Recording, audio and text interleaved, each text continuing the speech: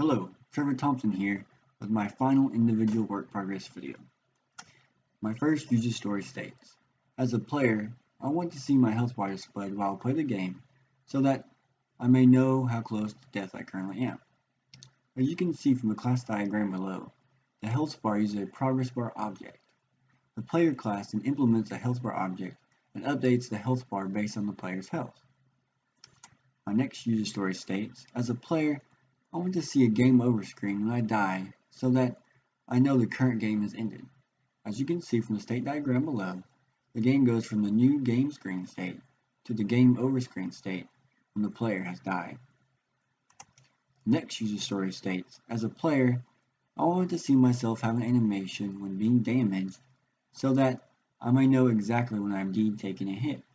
As you can see from the class diagram below, the player class uses a rectangle object for collision detection between the player and an enemy object. When the collision is detected, the player animation will be changed. The next user story states, as a player, I want to see my enemies have an animation while attacking so that I may know more precisely when the enemy is trying to attack me. The enemies for the game include orcs, goblins, trolls, ghosts, wizards, snakes, demons, Goblin King, Evil Wizard, Ghost King, Snake King, and finally Meteor Beast. When a collision is detected between the player and an enemy, the enemy will attack and a new animation will be shown. My next user story states, as a player, I want to see an animation when I lose a life so that I know for sure that I'm getting closer to game over.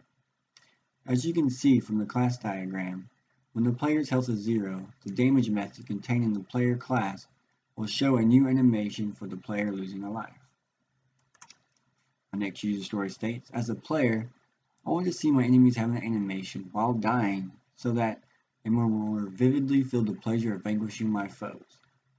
As you can see from the class diagram below, when the is alive method for the enemy class is false, a dying animation for the enemy will be shown.